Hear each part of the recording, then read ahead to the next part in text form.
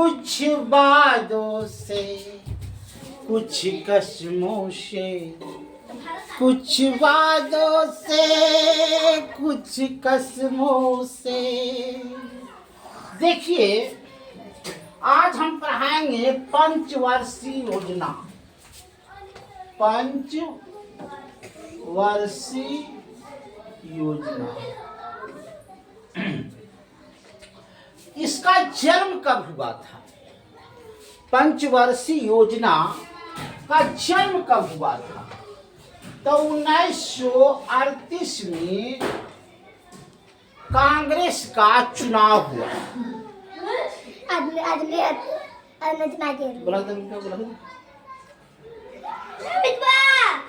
उन्नीस सौ 38 में कांग्रेस का चुनाव हुआ, जिसमें हरिपुर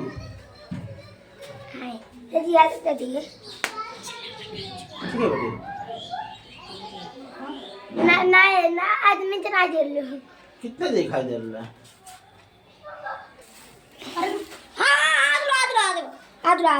तो पंचवर्षीय योजना हरिपुर अधिवेशन में क्या हुआ? सुभाष चंद्र बोस की विजय हुई। सुभाष चंद्र बोस की विजय हुई। तो सुभाष चंद्र बोस ने पंचवर्षीय योजना का नींव रखा और उसका अध्यक्ष बने के जवाहरलाल नेहरू। जवाहरलाल नेहरू ये जो हुए अध्यक्ष बनाए गए पंचवर्षीय योजना का। फिर सुभाष चंद्र बोस त्याग पत्र दे दिए 1938 में। हम कहे नहीं, कांग्रेस का अधिवेशन नहीं रहेंगे। तो फिर राजेंद्र प्रसाद इसको दे दिए, राजेंद्र प्रसाद को चार्ज दे दिए कि जाइए आप चलाइए, हम नहीं अध्यक्ष रहेंगे। राजेंद्र प्रसाद चलाए, फिर पोथी हो गया। अब जो है 1944 की बात है। इस पंचवर्षीय योजना को चलाने के लिए 8 करोड़पति को चुना गया कि भाई आप पंचवर्षीय योजना चलेगा। तो उद्योगपति को चुना गया कि आप जैसे अभी चला रहा है कौन देश को? रिलायंस उद्योगपति है, अंबानी, अडानी। तो उसी तरह से उसमें 8 करोड़पति को चुना गया कि आप इस देश को चलाइए। फिर क्या हुआ? 15 मार्च 1950 को 15 मार्च 1950 को पंचवर्षीय योजना का गठन किया गया। पंचवर्षीय योजना का गठन किया गया और यह गठन जो था गैर संवैधानिक संस्था थी। क्या थी? गैर संवैधानिक संस्था थी। ये जो संस्था था वह गैर संवैधानिक संस्था थी। अब देखिए, गैर संवैधानिक और संवैधानिक में क्या अर्थ होता है? कि यह बनाया जा सकता है और फिर मिटाया जा सकता है, लेकिन जो संविधान बन गया है वह मिटाया नहीं जा सकता है। जैसे 370 को जम्मू कश्मीर से हटा दिया गया, अब फिर लागू करेगा, ऐसा नहीं होगा। 48 में है कि गौ हत्या नहीं करना, तो गौ हत्या नहीं होगा। 44 समानता का अधिकार, सभी समान रहेगा। 40 ग्रामीण विकास सभ्यता। तो ये सब जितना अनुच्छेद है ये बनाया गया। तो उसी बनाने के अनुसार में पंचवर्षीय योजना के तहत गैर संवैधानिक निकाय द्वारा एक योजना गठन किया गया। जैसे अभी नीतीश थी 20 साल 7 निश्चित योजना पर चलाए। नीतीश कुमार जी चलाए 7 निश्चित योजना, जिसमें शराबबंदी था, और कुछ कुछ था, ऐसा इन्होंने किया। तो पंचवर्षीय योजना का शुरुआत सबसे पहले 1951 में हुआ। 1951 में, इसमें 5 जोड़ दीजिए तो कितना हो जाएगा, 1956। यह हुआ पंचवर्षीय योजना का प्रथम। और इसमें मैंने प्रधान हुए जवाहरलाल नेहरू जी। अब ये क्या कहें, सबसे पहले जिस समय देश आजाद हुआ था उस समय भूखमरी थी, माने खेतों में काम करने के सिवा और कुछ नहीं था भारत में। तो इन्होंने सबसे पहले क्या किया कि खेती पर बढ़ावा दिया और इन्होंने 3 बांध बनाया। पहला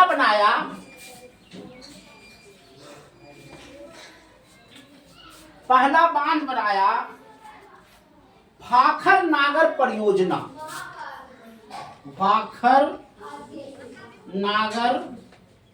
परियोजना। ये परियोजना जो था 5 राज्यों को सिंचाई देता था। पहला भाखर नागर हिमाचल प्रदेश,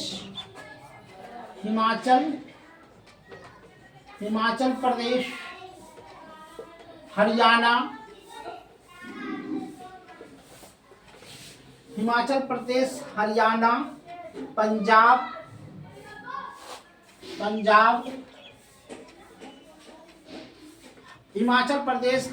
पंजाब, ये जो था, यहाँ से भाखर नागर परियोजना से सतलज नदी निकलता था। सतलज नदी निकलता था और ये सारे जगह हिमाचल प्रदेश, हरियाणा, पंजाब को पानी देता था। और इसी पानी से क्या होता था, खेती होता था। और खेती जो है उच्च कोटि में बदल गया। जवाहरलाल नेहरू जी का सोच बहुत अच्छा था कि हम यहाँ से भाखर नागर परियोजना चलाएंगे तो यहाँ से खेती होगा, तो हिमाचल प्रदेश के लोग खेती करेगा, हरियाणा के लोग खेती करेगा, पंजाब के लोग खेती करेगा। तो इनकी सोच अच्छी थी। उसके बाद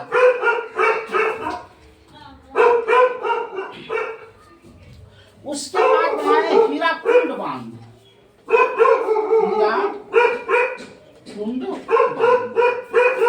ये हीराकुंड बांध कहाँ बना, तो उड़ीसा में बना। हीराकुंड परियोजना उड़ीसा में बनाया गया। और हीराकुंड बांध परियोजना को बहुउद्देशीय परियोजना भी कहा जाता है। बहुउद्देशीय परियोजना। इससे क्या हुआ कि उड़ीसा के क्षेत्रों में सिंचाई परियोजना में जान आ गया। अब आइए,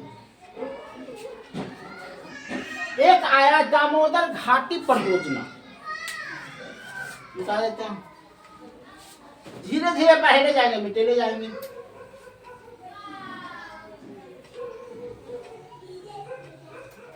देखिए, अगर सच्चाई जाननी है तो उसको जड़ को पकड़िए, है नहीं। अब आया दामोदर घाटी परियोजना। ये क्या हो गया, ये हो गया झारखंड के लोगों को पानी दिया। पहले आप देखिएगा कि झारखंड और बिहार दोनों एक ही था। तो हम लोग को जो पानी आता है वो दामोदर घाटी परियोजना से आती है। ये गंगा का पानी है। तो झारखंड को और पश्चिम बंगाल दोनों को फायदा हो गया। तो झारखंड और बिहार तो एक ही था। 2000 में बदला गया, 15 अगस्त 2000 को बदला गया। तो झारखंड और पश्चिम बंगाल को फायदा हो गया दामोदर घाटी परियोजना से। अब आइए मैटूर बांध। मैटूर बांध ये परियोजना जो है कावेरी नदी पर बांधा गया, जिसमें तमिलनाडु के लोगों को फायदा हुआ। इसको बोलते हैं कावेरी नदी। कावेरी नदी में बांधा गया और जिसमें तमिलनाडु को फायदा हुआ। तो यहाँ से जितने भी परियोजना जवाहरलाल नेहरू जी के लिए वो सभी कारगर हुआ। और यहाँ से किसान जो है पूरे देश में सिंचाई का योजना बनाया गया। तो इसी को कहते हैं प्रथम पंचवर्षीय योजना। अब आइए द्वितीय पंचवर्षीय योजना।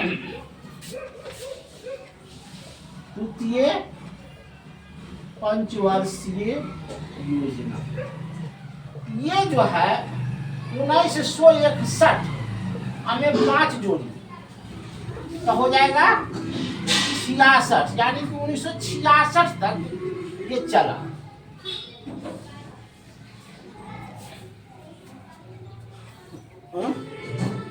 साठन होगा।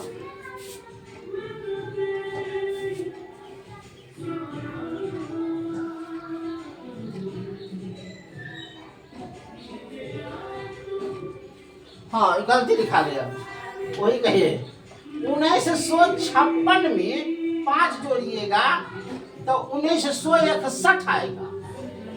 तो 1961 में क्या हुआ, इस पंचवर्षीय योजना में औद्योगिक नीति को बढ़ावा दिया गया।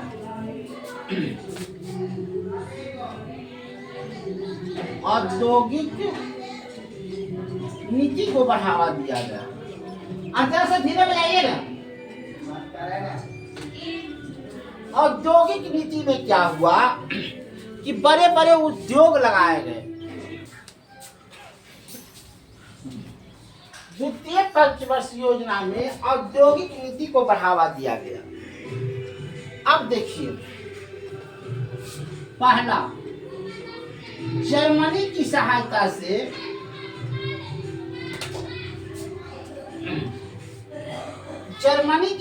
से राउरकेला स्टील प्लांट लगाया गया। राउरकेला स्टील प्लांट लगाया गया।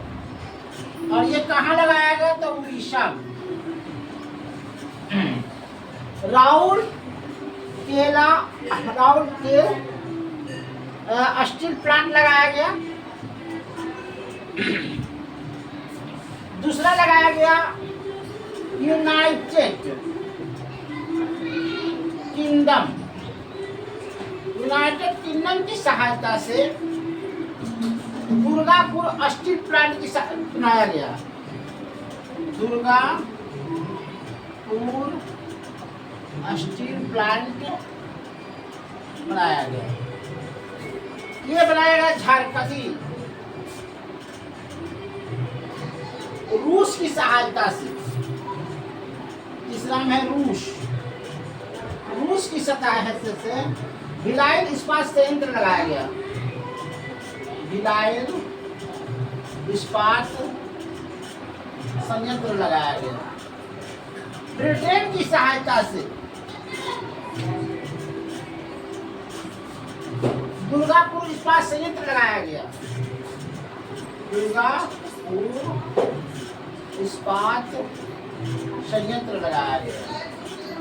तो इस तरह से द्वितीय पंचवर्षीय योजना में क्या हुआ, औद्योगिक का विकास हुआ। द्वितीय पंचवर्षीय योजना में उद्योगों का विकास हुआ। जर्मनी में राउरकेला स्टील प्लांट लगाया गया। उड़ीसा में यूनाइटेड किंगडम में दुर्गापुर का स्टील प्लांट लगाया गया। रूस में भिलाई इस्पात संयंत्र लगाया गया। ब्रिटेन में दुर्गापुर इस्पात परियोजना लगाया गया। तो ये सब जर्मनी से राउरकेला, यूनाइटेड किंगडम से दुर्गा, याद रखिएगा, रूस से भिलाई और ब्रिटेन से दुर्गा। मतलब दुर्गा 2 बार यूनाइटेड किंगडम, कोई यूनाइटेड किंगडम हुआ ब्रिटेन से लगाया गया। अब आइए 61 के बाद क्या हुआ। 61 के बाद की कहानी हम सुनाते हैं।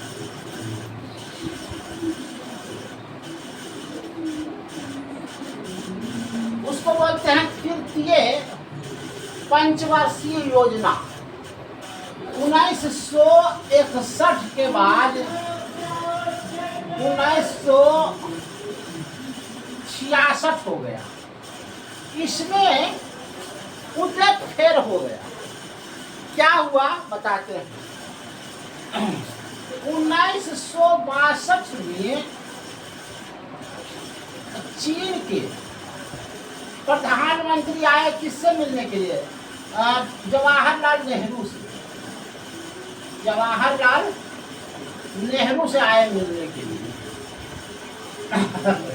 चीन के राष्ट्रपति आए मिलने के लिए और क्या बोले जरा सुन ले जाइएगा, भविष्य भी सुनेगा।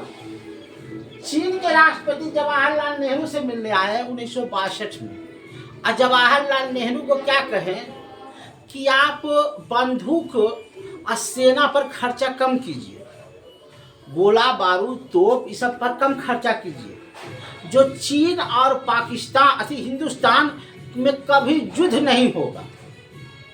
आप देश के विकास पर खर्चा कीजिए, सिंचाई पर खर्चा कीजिए, रोड पर खर्चा कीजिए, मगर सेना पर खर्चा नहीं कीजिए। जो चीन और की तरफ से आपको एकदम निर्भय कर देते हैं कि आपको लड़ाई नहीं होगा।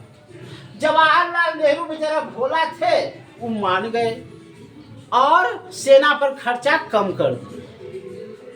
अब तो ये तो चला गया चीन वाला कहा करके। 1962 में चीन हमला कर दिया भारत पर। चीन हमला कर दिया भारत पर। अब यहाँ तो था कि भारत के पास गोला बारूद नहीं था, कुछ सैन्य सामान नहीं था, अर्थात ये हुआ कि 65 किलोमीटर सियाचिन जो था हमारा भारत का था, वो चीन कब्जा कर लिया, जिसमें मानसरोवर झील भी था। मानसरोवर झील था। उसके बाद था कैलाशपुरी, भगवान शिव जहाँ रहते थे, उसको भी क्या किया, चीन कब्जा कर लिया। जवाहरलाल नेहरू टुकुर टुकुर देखते रह गए, क्योंकि तुम्हारे पास कुछ है ही नहीं है। अब बेचारा क्या हुआ, ये मर गए कब? 1977 में शादी मर गए, समझे। और फिर 1965 में यही बात को पाकिस्तान दोहराना चाहता था कि हम भी जब चीन इतना कब्जा कर लिया 665 किलोमीटर, तो हम काहे नहीं कब्जा करेंगे। कि पाकिस्तान भी कहा कि हम भारत पर चढ़ाई करेंगे, है न। लेकिन उस समय प्रधानमंत्री बदल गए थे, लाल बहादुर शास्त्री, और उन्होंने एक नारा दिया था कि जय जवान जय विज्ञान। माने ये जो है लाल बहादुर शास्त्री जो थे, वो सेना में अच्छा पैसा खर्चा किए। सेना में अच्छा पैसा, अपने हेलीकॉप्टर खरीदे, उस समय जाना हेलीकॉप्टर खरीदे, तोप खरीदे और सेना को एरोमेटिक हथियार दिए, जिससे पाकिस्तान को जो है भरम में था कि हम ही जो है माने कब्जा कर लेंगे हिंदुस्तान पर। लाल बहादुर जो थे सेना को छूट दे दिए कि तुमको जैसे मारना है मारो, बस पाकिस्तान की हार हो। ताशकंद समझौता हुआ, ताशकंद समझौता हुआ, जिसमें लाल बहादुर को जहर देकर के या हवाई जहाज पर मार दिया गया। उसके बाद आया इंदिरा गांधी। इंदिरा गांधी भी अच्छी महिला थी, उसको लेडी आयरन कहते थे।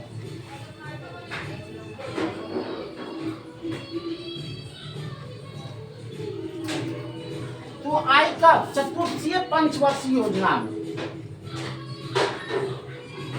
चतुर्थ पंचवर्षीय योजना, इसमें आई इंदिरा गांधी। कहाँ तक गए थे?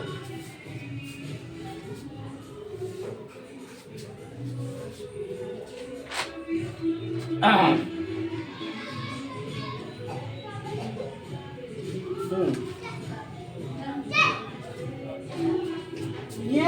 1959 से लेकर के 1974 तक ही राज किए। और ये क्या किए जो समझते जाइएगा। उस समय देखे कि गरीबी बहुत ज्यादा है, तो 14 बैंक को राष्ट्रीयकरण कर दिया कि कोई भी आदमी जो है बैंक से लेन देन करेगा, जैसे SBI, Punjab national bank, Canara bank, तो इसी तरह से 14 बैंक को क्या किए, राष्ट्रीयकरण कर दिया। मैंने ये भारत का बैंक हो गया, इसमें आप पैसा डालिए और निकालिए, लेन देन कीजिए। तो यहाँ से गरीबी मिटना शुरू हो गया। जैसे आपके पास 5 लाख रुपया रहेगा तो दिमाग में सोचेंगे ना भाई कि कैसे कैसे खर्चा करना है, अब फिर 5 लाख रुपया आवेगा।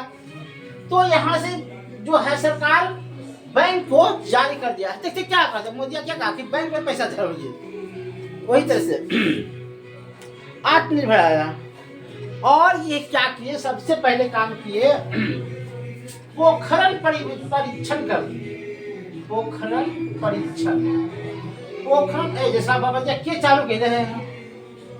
पोखरण परीक्षण में क्या हुआ कि अमेरिका जो है यूरेनियम नहीं दे रहा था। अमेरिका यूरेनियम नहीं दे रहा था, तो तारापुर परियोजना निकाले।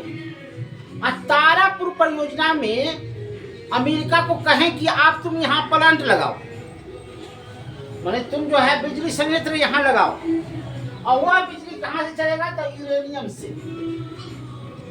अब तो अमेरिका जो है ये सब चाहता था कि हम भारत में भी बिजनेस करें, बिजली लगावे और यूरेनियम लगावे।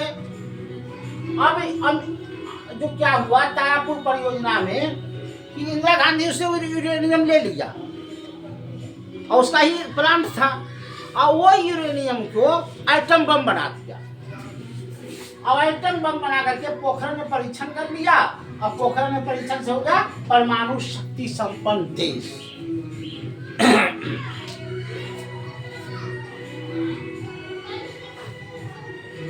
उसके बाद आया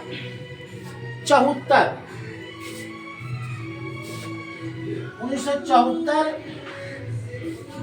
से 5 जोड़िए।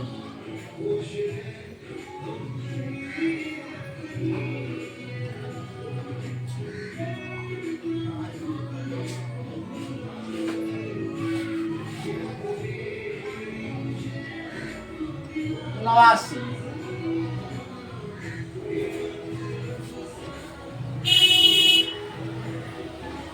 ये हो गया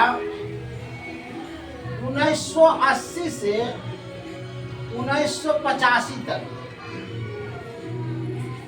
इसमें विकास दर को जोड़ा गया, विकास दर को जोड़ा गया। उसके बाद आया 1992 से 97 तक, 1992 से 97 तक। इसमें क्या किया गया, मानव विकास को सूचकांक को दर्शाया गया।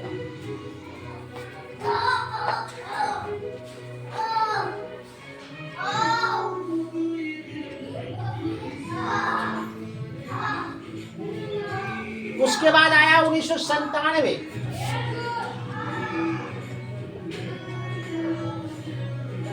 और 2002 तक।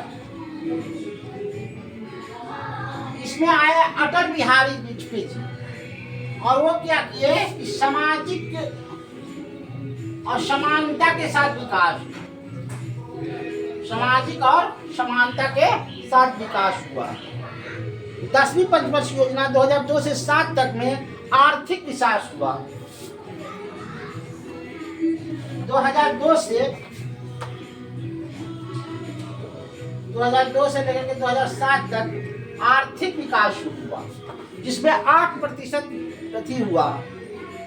और 2012 से लेकर के 2007 से लेकर के 2012 तक, 2007 से लेकर के 2012 तक मानव विकास सूचकांक दिया गया, मानव विकास सूचकांक दिया गया। और अंत में पंचवर्षीय योजना को प्रधानमंत्री नरेंद्र मोदी जी खत्म कर दी। जब इनका सरकार 2014 में आया, 12 के बाद 14 आया, तो पंचवर्षीय योजना को खत्म कर दी और इसको कर दिए खत्म कर करके नीति आयोग कर दिए। इसको योजना को खत्म कर करके नीति आयोग 2014 की 15 में नीति आयोग लाए। 2015 की बात है, 2015 में नीति आयोग ला दिए।